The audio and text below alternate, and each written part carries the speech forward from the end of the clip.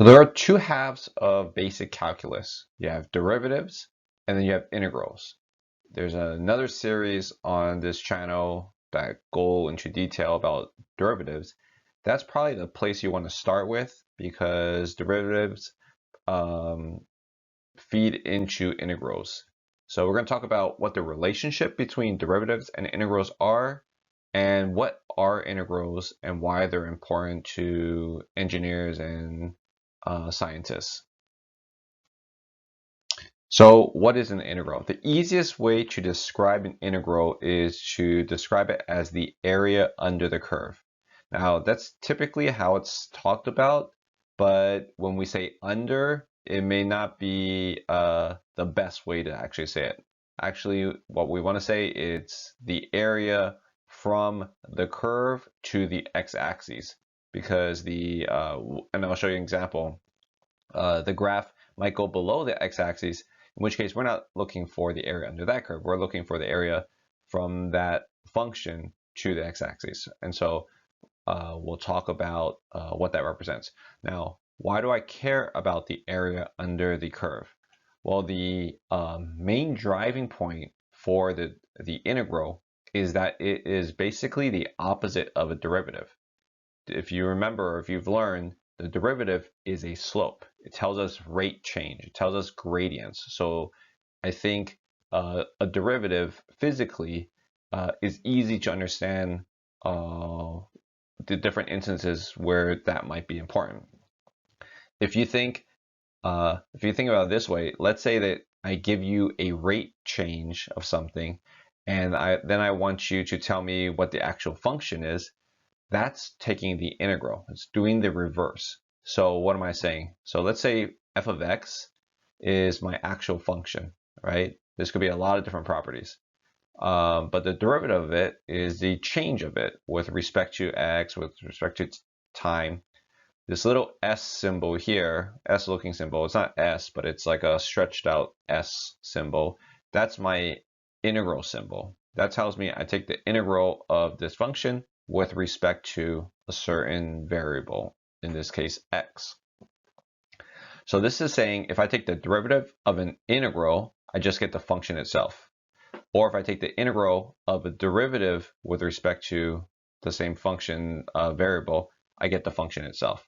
So why is that? How's an area the opposite of a derivative? We can go back to the fundamental concept of what a derivative is and just at a high level conceptualize what this represents. So let's say I have a function here shown in red, and I want to take the area under this curve. The area under the curve is represented, if I know it's a small curve or small graph, but this is the x-axis right here. This is my function, and so I'm shading. So this blue shaded area is the integral between these two values. Now let's say I shrink the area, shrink the distance between those two x points that I'm taking the area under the curve, right? That's let's call that delta x. I get smaller, make it smaller, and then make it even smaller. So let's make it so tiny that we can look at it from a limit perspective. This limit delta x approaching 0. So let's go up to start off with this first line. So the integral of from x to x plus delta x is basically what this is representing for this function fx, little fx, which is this red line here, with respect to x, right? This horizontal axis right here. So when we integrate, we get a new function, right? So let's call this function capital F, right? Capital F is the integral function. Little f is my original function that I take the integral of. So these are lower and upper limits. So the larger function I could find the value of at x plus delta x, and then at x. If I want to find the area between, I could just subtract these two. Or if you look at the area right here as a rectangle, then you could just say f of x, if it's small enough, right? The f of x, which would be the height of it, times delta x, which would be the width of it. This would also give you the area, right? So if we recognize conceptually that these are equal to each other, Then I can divide by delta x and just take the limit as delta x approaches 0, right? So delta x moves over here to this side. And what do I get? I get this function, which is basically the definition of the derivative.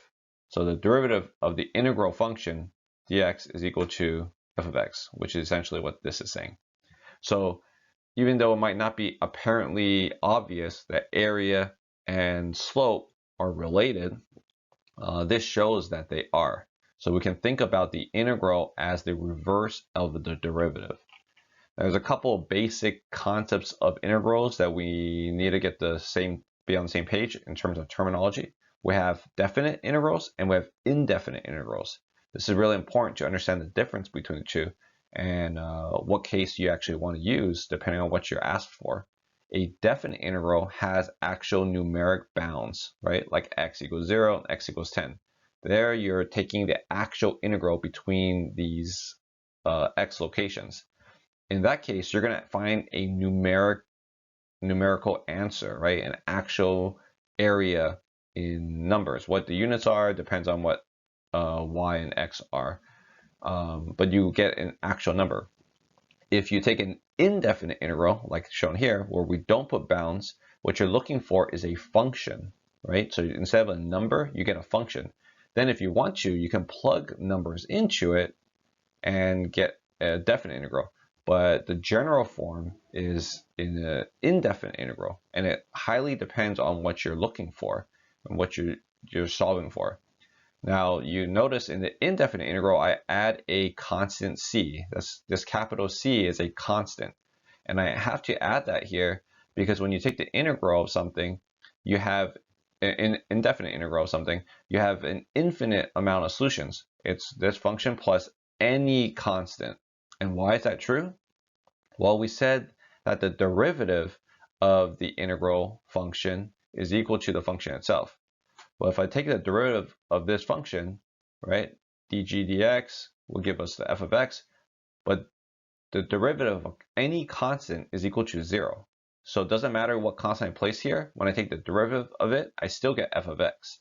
So that's important to recognize that you have this constant c when you take the indefinite integral. It's important to recognize that that there are a lot of solutions. There are infinite amount of solutions, and so we'll in the next set of videos look at what does that actually represent. What does that mean? How do we define what c is, or is it okay that it's a floating constant? You know, there's physical meanings to these things, and it's basically, like we said, the reverse of the derivative. So a lot of times you'll take the integral with respect to time, dt, and you could think about when you took the derivative with respect to time. So an integral with respect to time of the function of the velocity with respect to time will give us position or position changes, or the acceleration integral will give us velocity or velocity changes. The integral of a current will be how much charge has built up over a given amount of time or has been lost, right? All these could be, we can also add the plus c, or we can know an initial condition and we could set what c is equal to. Spatially, similarly, there could be a temperature gradient, and then you get the temperature change. There could be a velocity gradient in the x direction, velocity change, or velocity at a specific location. If you do the integral and you know a initial condition or a initial position, or like a boundary condition. Same thing with pressure gradient and pressure. So you can see how the derivative and integrals work hand in hand.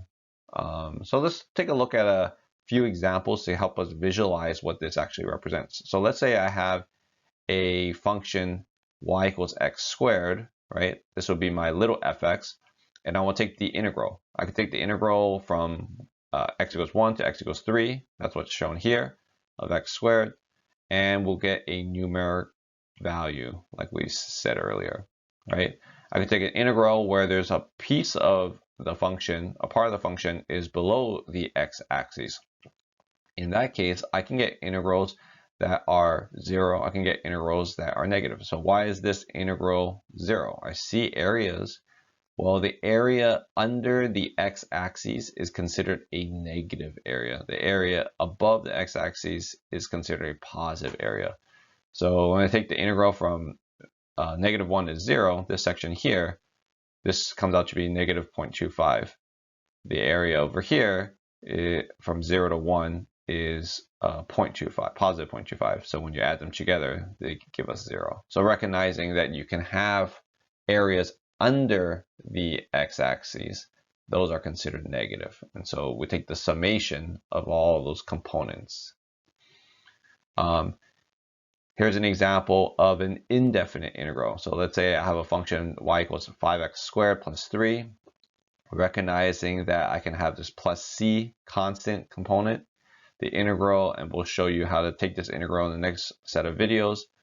5/3 x cubed plus 3x plus c. So the plus c could be plus 0, like in the green curve here, plus 2, like in the blue curve, or it could be minus 2 in the purple. It could be any set of those. And the idea is you take the derivative of any of these and you get this function 5x squared plus 3, right? Because the derivative of 2 positive or negative or 0 is equal to 0. The derivative of any constant is equal to 0. All right, so we will look at more of these examples and build up our toolbox just like we did for the derivatives. We'll use the derivatives of functions like trig functions, like what else did we look at? Exponential, e to the x, e to the negative x,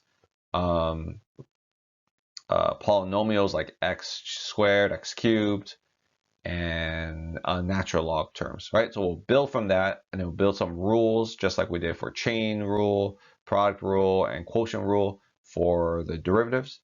And then we'll have a whole set of tools for the integral, just like we do for the derivatives.